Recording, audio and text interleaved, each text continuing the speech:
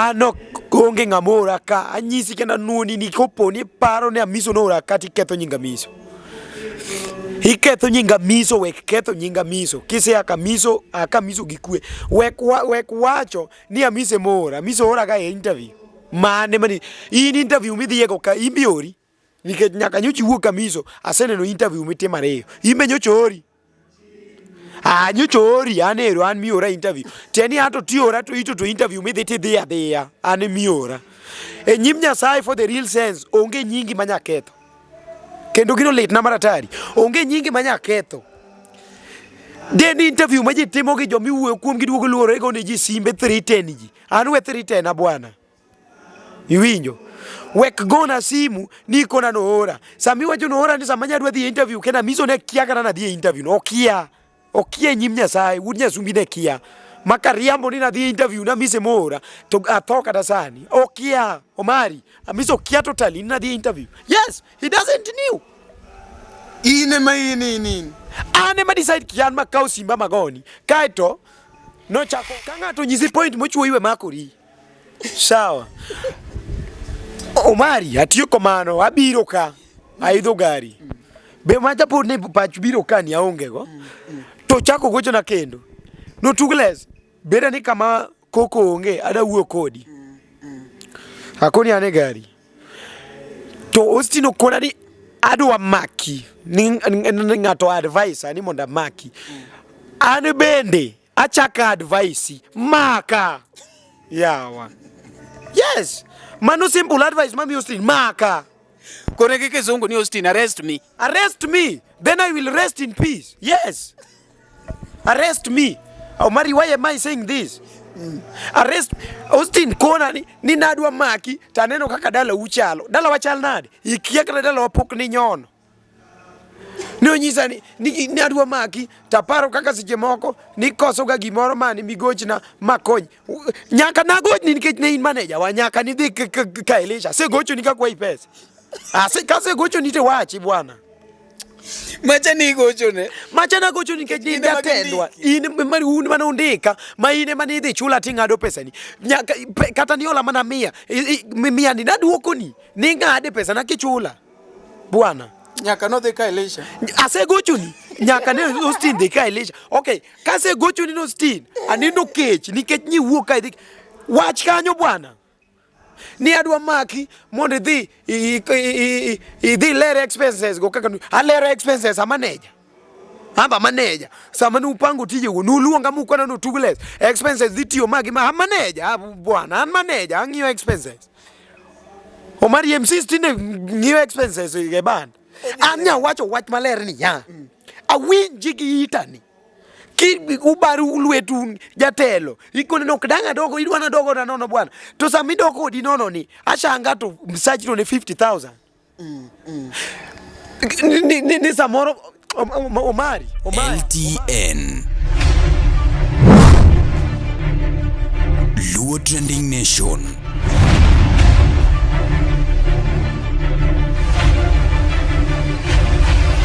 Mopandi inyenyo elela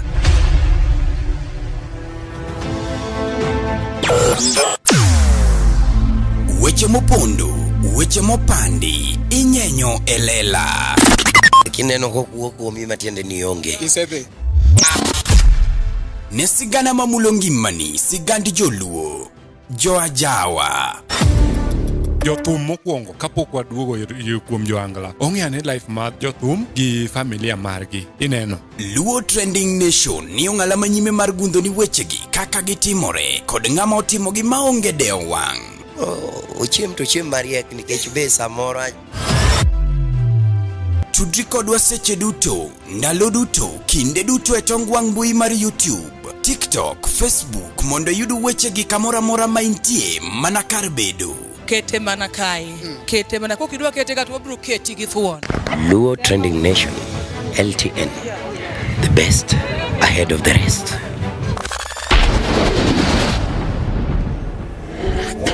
Nyakwaramogi machiegni kendo ma pod iluongo ni LTN Luo Trending Nation kuma mopande inyenyo e lela kawuono ni endi pod waduogo kaendi an from Savannah iluongo ni Savannah Villa ma bende yudore St. Paul's Choka Republic wan kaendi Otugles wacho ni nowuoyo kacha endo to kata kamano ng'amono wuoyo ne kata mono temo clarify wachne iluongo ni Austine Seasmart to chako gocho ne kanyo endo wachno Mariana duoga ma odwa we wawinja nene to odwa wacho nango meanwhile kapok subscribe ka indi magige yudore kik gigi bai pod denda no mari nasho mari chieno jamo ne bele chiene mineno to mbele eming'ondo boka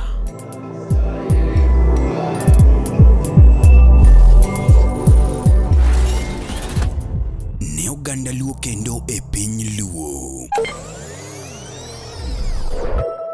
Oganda wopong' kod were mathoth mapoko yangi. Nyota mag rowere bura dimo ka duond jowa modhuro bende poko winji. Wakelo ni Luo Talent Search mabiro kod tekre makende. Ma en chino mowuok oko mar yango kendo konyo jogo man kod were mar miyo ji nyiero, wer, miel, lendo kod mamoko mathoth. Luo Talent Search biro mar neno ni lek magi ochopo kare. Be in kod oteku mar bedo duond Luo, bedo sulwe mar oganda Luo. Riwri kodwa mondo piny ngima one mich mani ogwedhigo. Ma kik bai. Your talent, our stage. Let the search begin. You know, this Friday, dancehall artist. I'll be performing at Luo Talent Search, 15th April 2025.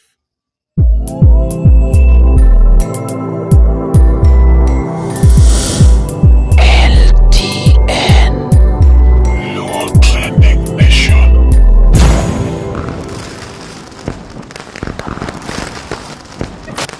Luo Trending Nation, LTN, the best ahead of the rest.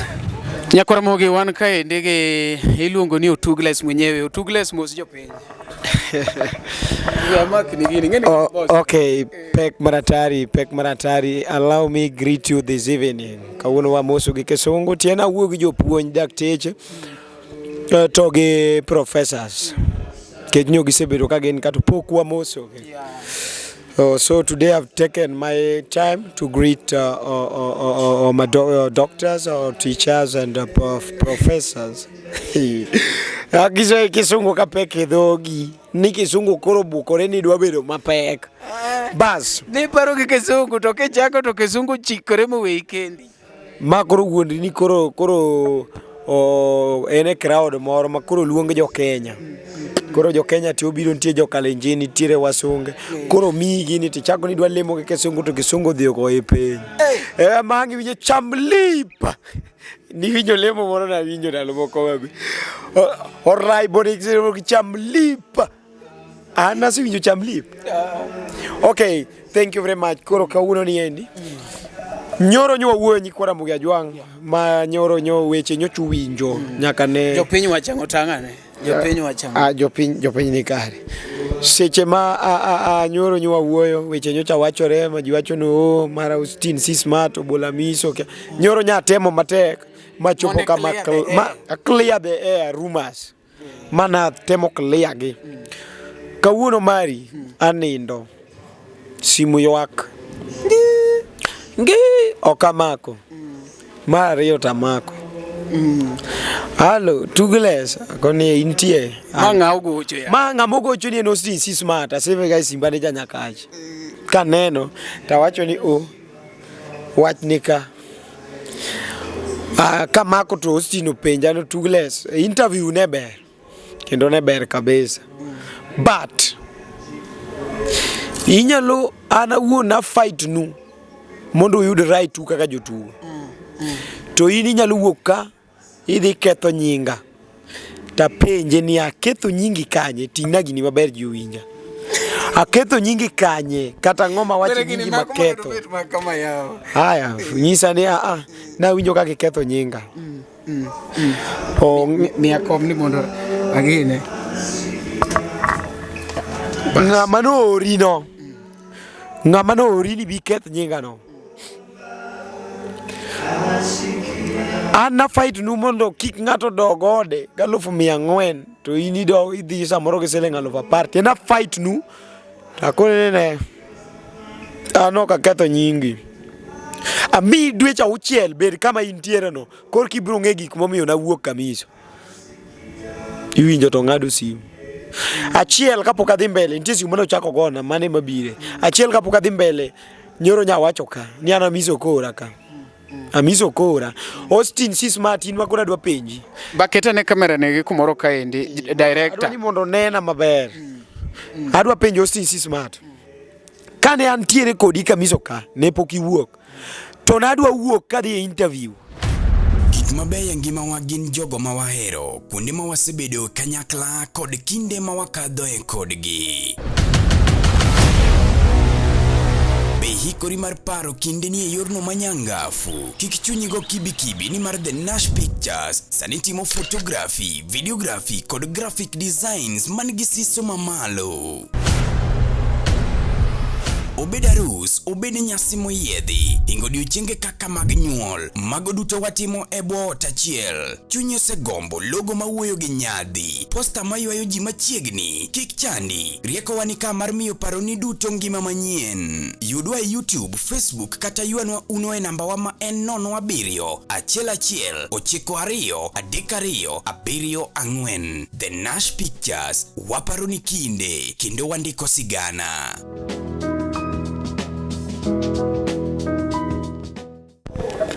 Kane pok iwuok ka kana dwa dhi interview mana ne komari ka LTN kane pok iwuok ka saa mana da wuok ka dhi interview na koni minyisa ni dhi wach kama kanyisi na dwa dhi wacho kama achiel kane kanjo chwanya na kona dhi bende senene chieng' ma Miso luongo bura moketo piny otuglesa idwa ori e interview. Kani seneno to ndike comment section. Wach ni niseneno. Niseneno chieng' ma Collins oluonga ni mondo otuglesa adwa ori e interview. Ano onge ng'amora ka anyisi kenda nuoni ni kopo ni paro ne Miso no ora kati ketho nyinga Miso. Iketho nyinga Miso wek ketho nyinga Miso kise aka Miso gikwe wek wacho ni Amiso mora Miso ora ka e interview mane mani in interview mi dhiego ka imbiori nikech nyaka nyochi wuok Kamiso aseneno interview mitimo ariyo imbe nyochori nyochori anero an miora interview teni ato tiora to ito to interview mi dhi adhiya an miora e nyim Nyasaye for the real sense onge nyingi manya ketho kendo gino lit na maratari onge nyingi manya ketho den interview ma ji timo gi jomi wuoyo kuom giduogo luoro ego ne ji simbe 310 ji an we 310 bwana iwinjo wek gona simu ni kona no ora sami wacho no ora ni samanya dwa dhi interview kena Miso ne kia kana na dhi interview no okia nyim Nyasaye wud nyasumbi ne kia makariambo ni na dhi interview na Mise mora to athoka dasani okia Omari Miso kia totally na dhi interview. Yes, he doesn't knew.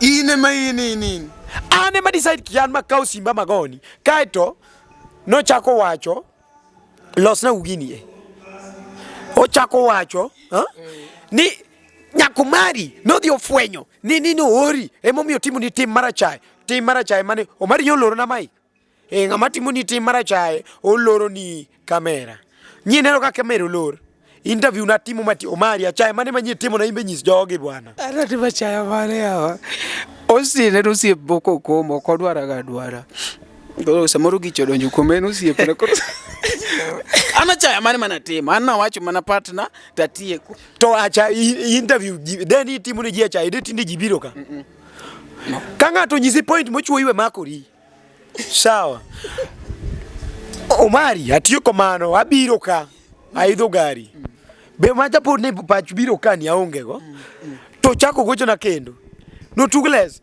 beda ni kama koko onge ada wuo kodi akoni ane gari to Austine kona ni adwa maki ni ngato advice ani monda maki ane bende achaka advice maka yawa yes mano simple advice mami Austine maka Kore ki kizungu ni Austine, arrest me. Arrest me, then I will rest in peace. Yes. Arrest me. Omari, why am I saying this? Arrest Austine kona ni nadwa maki taneno kaka dala uchalo. Dala wachal nade? Ikia kala dala wapok ni nyono. No nyisa ni nadwa maki taparo kaka seche moko ni koso ga gimoro mani migochna makony. Nyaka nagochni nikech ne in manager wa nyaka ni dhi ka Elisha. Se gocho ni kakwa pesa. Se gocho ni te wachi bwana. Macha ni gocho ne. Macha na gocho nikech ni jatendwa. In mari un mana undika ma ine mani dhi chula ting'ado pesa ni. Nyaka kata ni ola mana mia ni naduoko ni ng'ade pesa na kichula. Bwana. Nyaka no dhi ka Elisha. Ase gocho ni nyaka ne Austine dhi ka Elisha. Okay, kase gocho ni Austine anindo kech nikech ni wuok ka idhi wach kanyo bwana. Ni adwa maki mondo dhi idhi lere expenses go kaka alere expenses manager. Amba manager sama nupango tije go nuluonga mukwana no tugles expenses dhi tiyo magi ma manager bwana an manager ang'iyo expenses. Omari MC stine ng'iyo expenses ge band. Anya wacho wach maler ni ya. Awinji gi itani. Ki ubaru lwetu jatelo ikone no kdanga dogo idwana dogo na nono bwana to sami dogo di nono ni ashanga to msaji to ne 50,000 ni samoro Omari ni Austine kona ni ndo amaka to neno Omari dala waonge mwandu ini senyono dala danga mo ni maka mo ni nena to ye kuro mi mo di dogo wajo tugles I to ese ni dala wang'iyo ni ang'iyo be kaka seche moko ni koso pesa mi kwa idwana dhia kwa ng'ata tiyo kod okay ne in manager miso idwana dhia kwa manager Elisha dhia kwa odire mo manager Elisha pesa ni odire adenyo koro konya gi gimoro odire no siepna ka dona kwa pesa na gocho ni ng'ata en kama to na koni no odire konya gi pesa moro manager siepna in fact odire siepna marach same kwayo no be ichalo ng'a ketho nying ba ki kwa oko odire mineno ni ka Elisha no osiepna namba di mag sasa mano biro dala ke Elisha biro gocho kata Rozana ng'ama ne gone road show I was inene nago road show no bwana kat gimona mona milando mudine ne chiwo no miyo wa Zoom kapita ano dire nge through Zoom kapita osiep koro for example agoch ni Pius omudho ni Pius adenyo marach kamine na ntie ni ola pesa mori bingadi odhi ngade ango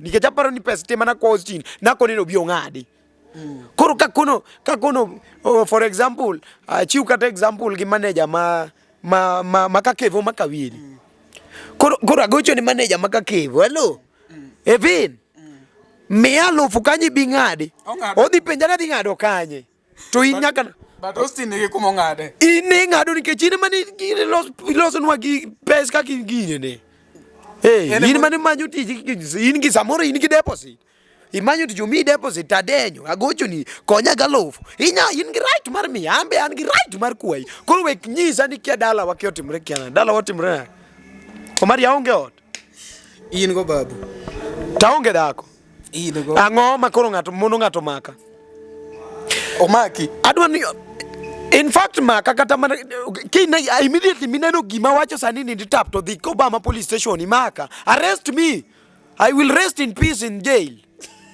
bwana okabedange konya kuchimio ji chiemo manono dhoni giracha badha koro gimomiyo nyiso Austine no mako weng'eyo dala wa kaka en gima na wacho ni ne ko balwete gi jatelo ma winjo gi ita ka jatelo kone ni Austine 30,000 to lalka e pesa gi 30,000 onge kane wacho mana dier kane jatendo ok wacho mano kane ok wacho to dhi donji dong mane gimo chwanye na wacho no chamo 30,000 kata doga ni no ok wacho ni chamo na wacho ni amiso na winjo ka wacho ni 30,000 moro is missing mo gocho ni nyaramula moro 30,000 mo chulwa. What did I say bad there yesterday? In fact nanya wacha ngoma omari wenyero second to that allow me to put it categorically clear Austine I'm a learned person kikori nena kang'at moro moko dhi school midwa 3 tena sheria benda ng'eyo ok gin gik makia koro in kidwa maka wek ko nani ng'amidwa maki kono kikona nyalo pondo bigi polisi ng'e oda kosi ng'e oda maler bigi polisi arrest me adhi e jela mondo ikona ni maka nang'o nikech donge gigi to nitie mor anyase manyoro chan gure simba ka kise maka tadhi akete ni polisi kama ler nyisa kama yanye ng'ani imaka na yanyi kosi maka ni awacha dier ka wacho ni jatenda ne wacho ni 30,000 is missing ko en miriambo dong no wacho mor 30 or ka nyiso ni ko meko to ningo maka jatenda skidwa meko to dhi mak jatenda mano wacho ni 30,000 lala ni maka ni ambe we upimu wiji bwana an we pian gigi pimu wiya bwana na winji ki wacho nyaka chieng' moro ni ng'ato ko wacho nyingi kia wacho nyingi mara di manye goyo in fact manya be kata kinyalo kata manya igoya mondo inyalo clarify gigo wana jogo to gocho sawa clarify gigocho inge Austine maber sawa inge origin mar Austine sawa ema winja inge origin mar Austine iwinja jogo gocho sawa ambe an origin ambe nitie ka in origin okimadhi kongo origin jadonga madhi ene momito lose gi abon pesa zako pondo gima temo wacho ne jopiny mawinja wafuasi mag LTN aonge makosa maka in ng'ama wiye ler maneno ka biro ndike comment section kama kosa en mara koso en mar Austine koso en mar ng'a nikech ana wacho gima na winjo gi ita jatelo wacho to Austine ochung wan wachung gi chien 30,000 moro kaneka sama jatelo go sime ka pesi oro ka dala gi nyaramula jaoda miso maduong mikacha miso Austine nitie gari ka oro pesa ni ka entie koro ka wacho makosa ni kanye ni ka wacho to piele kanisa ji ok nyal leme ubiro lemo gi chia dhano winjo awacho makendo kinyi chaki gona sime namba ni okanya block namba ni okanya we mako be ka ido kigocho na ka onge tagochoni Austine ne wacho nango yes an kwayona Seasmart ingamo siepna na winjo kikona ni na miso dino yore na inwa wa miso dino yore na onego bed morni nikech kora dhi koso tich oko winjo beni mi advice in gima nyalo mi yonge nikech rodala waisen kaw mi tinge lweti mineno no dhier but as advice gadier ta nyalo mi gima nyalo mi yonge but adier ta nyalo mi advice ba nyalo mi watimone always kwa wacho gimoro to aket gi solution mare ineno ke wacho ne Omari in gi kamera achiel wachne Omari kamera moro ni kamuti bed go instead mar achiel ineno mano is positive koro Austine beni mana kare samora miso dino yore ni kaka wacho gima no temo kako ng'amo eri owacho ni bwana Kailisha ka wan gi MC adi achiel to kono be aneno mana kichuli 2,000 bi Kailisha ka sani antie wadhi chuli 4,000 doina kama no gima positive tigeni ke wacho ni ng'ato dino yore ni to kimiye gima next nyiso ni dwa ni neg ng'ani nikech kama kaka inego ga talent mag jiwinjo ne Omari tiyo kodi nitie jomoko no koni Omari tiyo kodi kosewuok ir Omari to koro onge kumodhi ochwa e lwete kasto en talent ne lala kamano I've seen iwinjo ng'ato nyaka beda kumarach korito go kumaber but okenya weyo kuonde te ni dong nono irito kumaber ok nyalre and cannot exist koro wawe uru wacho ni bwana ng'ane tiyo gi ng'ane timo kama we ng'anu tigi ng'anu sama ng'ano manyo kuma manyo chieng' moyudo kata en bo wacho ni Omari osetiyo koda mang'eny we abed ka something of that kind but ne jok machiwo wrong advice ne ng'ane tiyo kodi ng'ane dino yori to yimbe okyaone mano to watimo marach koro Omari nyo Austine mi dweche 6 imbe adwa mi dweche 6 kidhi budho kaeli dweche 6 no koro miyo uru dweche 6 nitiere oyuma ineno oyuma manyo Omera ok gibidhi winjo Omera odire ng'ama ng'eyo en osiepna ok gibidhi winjore yawa ta wuonde nango mokuongo Elisha en osiepna marach kendo Elisha no ng'ama amiyo respect kabisa en yini ka donje shone nyaki winy ko tambua otugles koro sani donge kata gik mowacho go chalo ng'ama dwano oketha gi Elisha okay adwana nyis ng'ata mawinja sani Kuwinjo sasa nang aonge makoro jimanya en Austine. Seasmart. Sani koro ene hot soup ngech sani koro asewacho gini ka. Kuwinjo na halal samoro maka kata guns moko manya ofinya. En Austine. Seasmart. Nikech en moko na otheri tena bwana. Kasto kona ni koro med dhi interviews. Temi biro ni. Ema biro ni. Dong no kona. Kini chaki duogi. Koro ma idwa tim pile. Wan gi daily interviews mar Austine. gi utugles. Mama kawuono nyoro ne waketo. Mara dek. Ng'iye ng'amidwa bishana go. Chaki cheke ng'amidwa bishana go. Ina no ka expect kata ni dhi wuoyo. Koro iwe fans gi ema wuoyo. Omari kane ndalo moko otamwang' moko dwano rudre kodiga. Na kwanga go ni sima kono mari kika winj duondi. In koro wenwa tich. No lawe. Ne watiyo tijno. No lawe. Gi jana BMC Sam nwatiye maler. Koro in Austine ng'iye ng'ami bishana go. Koro ani idwa ni maka ani bishana koda. Yawa. Yorumo. Jominyalo bishana go rumo. Inga gi pesa, inga gi nyithindo, inga gi mon. En gi mon ariyo. An ga chielo inga. Inga gi rieko isomo moinga. Inga gi knowledge mar manyo pesa, iloso posters, inyalo timo video. Inga gi rank power angala ka. In manager mosomo management no. Makia kata yose omo certificate ni. By the way osomo management. Ok en gimo tema en gimo somo. But kain gimi somo dear. Ni Austine Seasmart is somo management. Oko winji bishana gi taka machalo tugles. Ni koro eka itago sime. Igona sime 310. King kenda chaka duogo chaka igona sime. Koro wegona sime. Kingeno kenyal maka ibe dhie interview ko warom kuro. Wacha dier ta wacha dier. Kopo gim Omari. Wach modo wacho kama gitaka nikech awinjo ga yo Austine Seasmart. Janya kache. Kopo chuor Nyamigori. Kopo Nyamigori no chige matin. Kopo ni ne okibishana ga miso e wach 30,000 mane miss. Atingo bada malo kariambo Nyasaye inega dhi donjna. Be kise donjo kiki thagri gi pesa ni polise kiako kadwa golo na gari kiango. In kise donjo to gona simu ni an Obama police station asedonjo ni akelo rakenda. Kenda kaka piko akela nyake sel. Ge jacket midhi nindo go sel. Okadwa jacket ayidhi okanya ninde sel. Ha? Okanya ninde sel. Bwana nasa nindo ga sel. Koro mano bedan udo tutu nitie serikal nyangura lonyo wimbi Kenya ja Kenya Navy mangongo. Aninde sel kang maramano be wan gidan udo tutu. Kosidwa na gone dan simu kasa ni winji. Kike gone. Akoni ne udo tuto maka. Kike gone. Idwa ni dano tigi mwandu nete. Idwa korero maki to poko maki. Dongo pesa wachak cham. Wewe. Awerago. Wewe. Bas. Austine. Yo kaguno go kujoma beyo. Mera we go simu sama gino za tembore. Jogo kujoma beyo akore. Ana sibede vile. Jogo kujoma beyo awacho pile. Akurugie kamera asia mogiga. These people are not good. Koro ge pani meko no iwe meko. Jogo nyalo negi.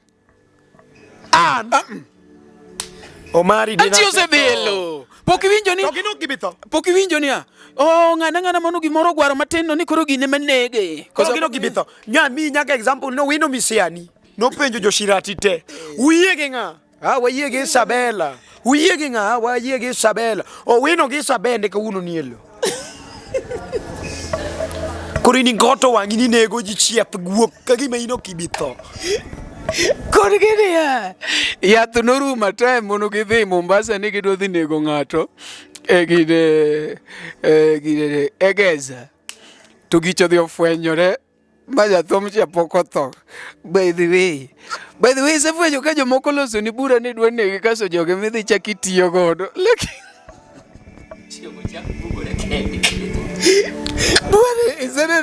Isenero ka ng'ato okawacho ni by the way ma is an example donge.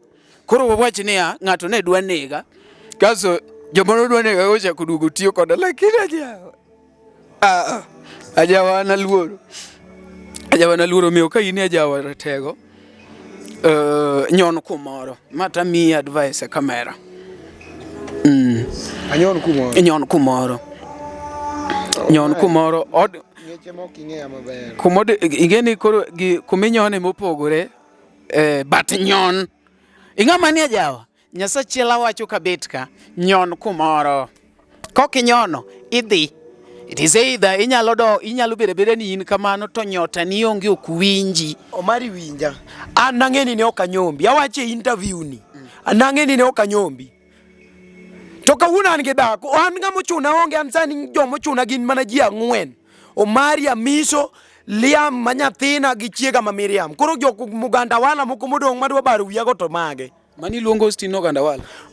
Omero bede yo gan apenji. Kako mano be ng'ama dwa ni ber ni okona no dwa maka no tera obakia. Iluongo Austine Seasmart. Gimaraj no chako nyisa ne ya. Ni ang'iyo dalau. Ng'ama dwa mako wadgi ng'iyo ga dala gi ng'ato nikech dala wani ok owuoyo. Koso dala wabi tera ga sel. Kidwa mako ng'ato to dala ubi dhi yo muirwa kigo e jela.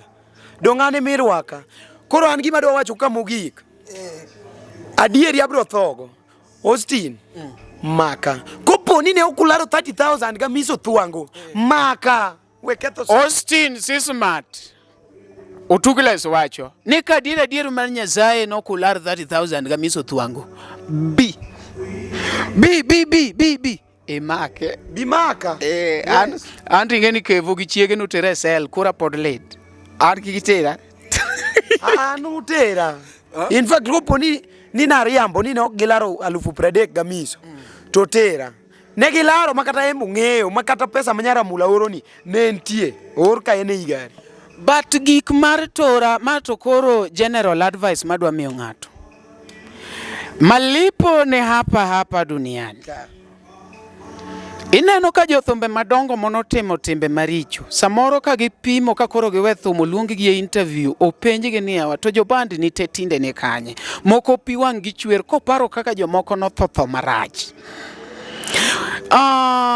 Nitiere osiepe wa moko monotimo gik moko chien kacha monotimo na sane samoro ko bet kata kokomo Victor kanena samoro koparo gima koro notimo momiyo koro nabede ot 6 months I mean samoro onyalo penjre penia kata boy ni nawe oti iwinjo nikech ngima Nyasaye ngima dhano Nyasaye mapango omiyo in ka inoko kanyo ji chwanyore. We have different solutions, nitiere resolutions, nitiere kaka unyalo solve wecheu. Gik moko mag ni ati waringo wadhi kia kure kia wakao YouTube mag ji batanto jela tayiego kaka Kevo notera chamacha sawa ya nikech udhi tuyale utie kuru government en sawa but gik moko mwatieko gi Kagundo Road watieko kienang'o utie kuru Mana die. Ma udhi ne ji kajuoga mi kiro buru kuom ng'ato utie kuru. Moko mikao nyota ji ipando utie kuru. Ipando nyota ng'ato then what? Sincerely speaking, in 100 years time, Omari will not be holding microphone. The question is, what did you do by the time you were holding that microphone and the camera was there? Benitiere gik moko mabecho metemo. Anan gi ji industry Tugles nyalo kwano, wanyalo kwano Zoom Kapeta, wanyalo wacho Jano the governor, wanyalo wacho Japeto, wanyalo wacho several people.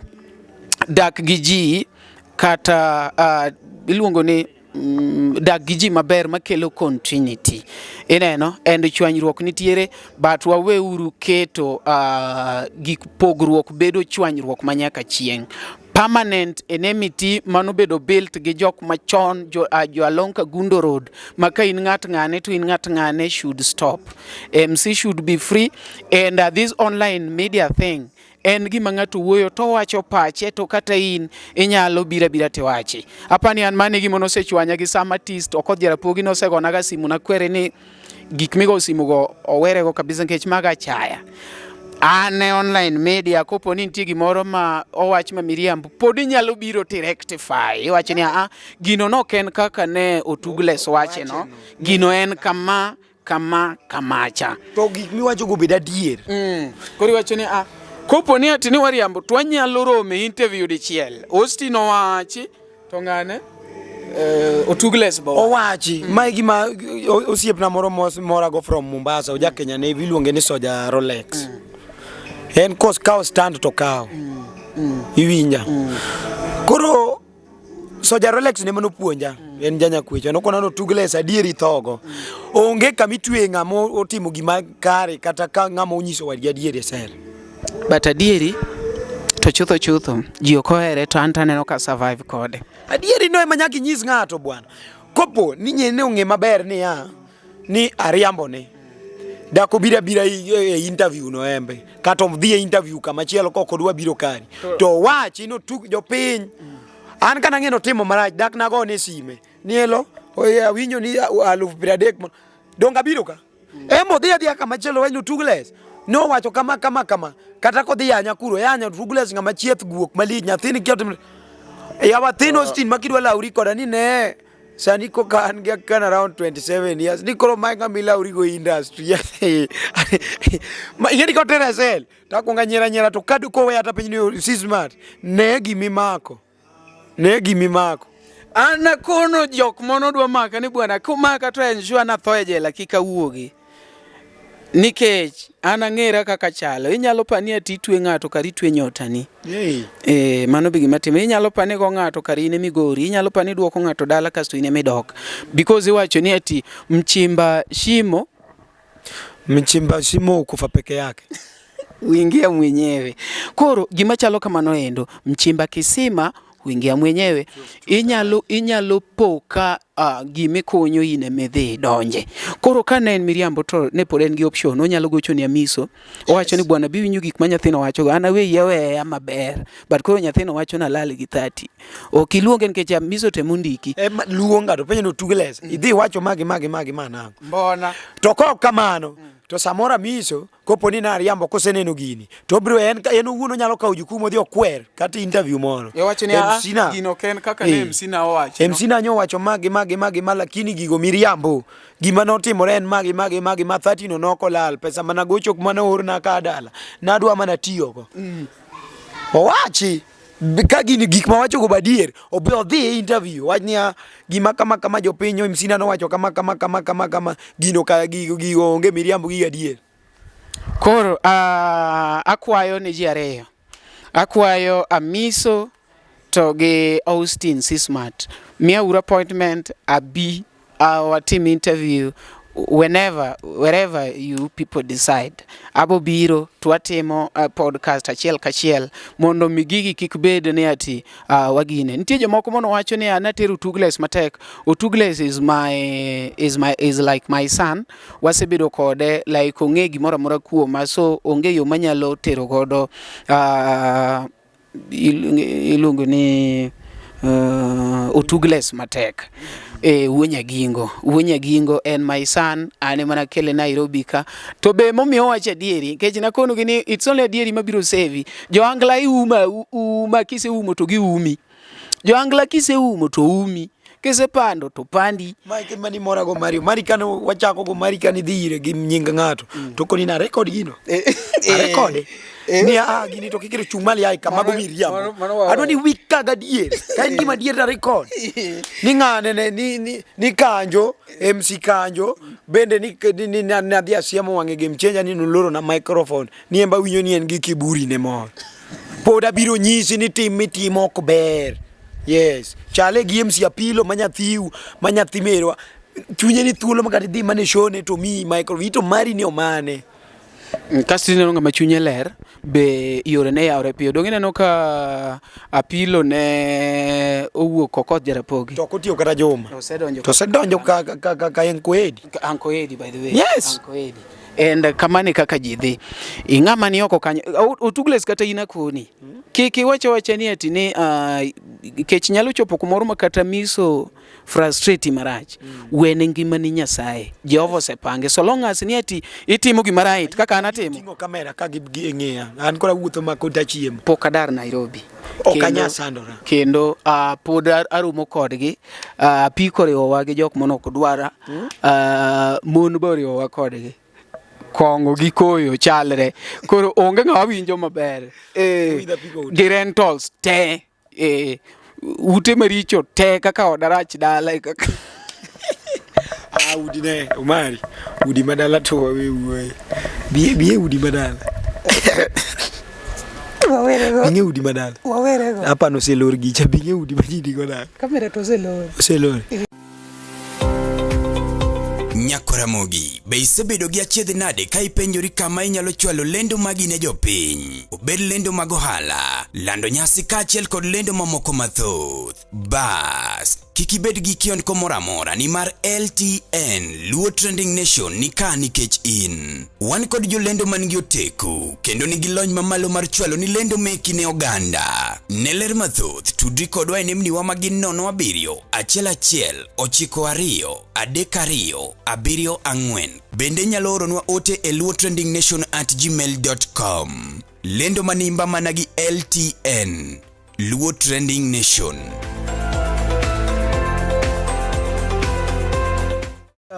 udi madala ni koro dwa wuoth kodi ka umari waluoyo idhi ne dalawa. Aya koro wachako uno tugles enyu ywaru gi koro ji dhi neno ka aya wadhiuru kamiso idhi ne dala miso. Aya wadhiuru kanko idhi ne dala gi kanko idi. Aya wadhiuru ka Elisha idhi ne ka Elisha. Wawuothuru ka Maneche idhi ne ute Maneche Elisha. Aya wawuothuru ka Maneche Jamiso idhi ne ute Omera biye gima jine duo wach Nairobi ka. Ha? Ai bwana anariek nagedo chon. Ani nagedo chon apa ni ngenda lo mana yuwa simiti gini katero da. Ngato nyalo nena kapani pacha te. Ariek. Koro samidwa ni pim pacha ni an nge dala. Ani se donja ora. Odi donge mangato kodonyo nyalo lale. Rooms kata kasi biri wuondo goji kani o ngato paro ni Omera. Ino kemire go dala winga mani gimasi majirege dala uni. Mano watiek show ni Nyakoramogi kaka neno kani endi mapodi luongo ni mapodi luongo ni LTN Luo Trending Nation. Joma dwa mekuru anu maka no Maria ol anu maka tugle sao Nyasachiel anto miauru gi mumia ting Nyasachiel adieri to kabi pando be onge ngama luoro ni ngane no neko ngane no goji Kagundo Road ngane no makoji an ki maka yo maler tirumo ni e public domain uneno an ki gola kumoro to e yo maler ine midhi kidwa ne duoka dala te kuongo na dok ni e public domain uneno kamane kaka losa and I don't care ngamolosa be ngamok tho Nyasaye ago chonge ot be onge gimoro no mari med pesa gima ngene mana golo mich kiche anyalo chiwora e kanisa agolo sadaka na ilemo na mamwa baoro ne pesa dhako moweka be onge sponsor ba onge go an ngata an man zolo ge Jehova Nyasaye tuwadhire joma weya e madhi wadhire gi Yesu ibiro neno kibiro kadere jowacho ne omari tiyo kodi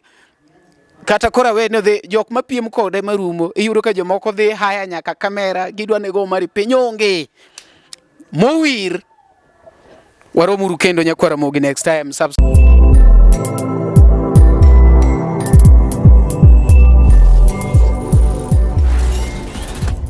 Ne oganda Luo kendo e piny Luo. Oganda wopong kod were mathoth mapoko yangi. Nyota mag rowere bura dimo ka duond jowa modhuro bende poko winji. Wakeloni Luo Talent Search mabiro kod tekre makende. Ma en chenro mowuok oko mar yango kendo konyo jogo man kod were mar miyo ji nyiero, wer, miel, lendo kod mamoko mathoth. Luo Talent Search obiro mar neno ni lek magi ochopo kare. Be in kod oteku mar bedo duond Luo, bedo sulwe mar oganda Luo. Riwri kodwa mondo piny ngima one mich mani ogwedhigo. Ma kik bai. Your talent, our stage. Let the search begin. You know, this ready dancehall artist. I'll be performing at Luo Talent Search 15th April 2025.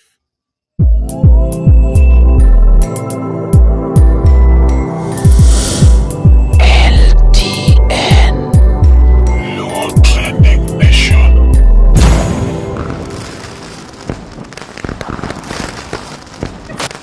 Luo Trending Nation, LTN, the best ahead of the rest.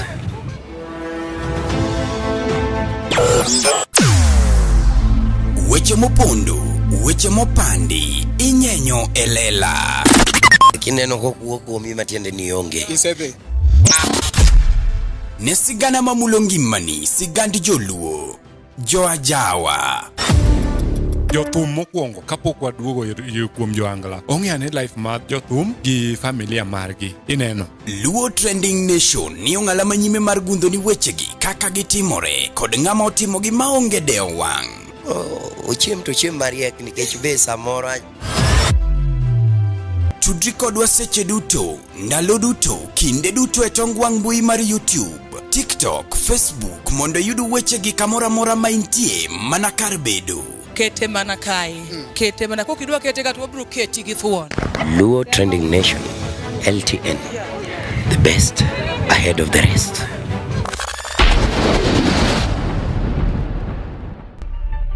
LTN. Luo Trending Nation.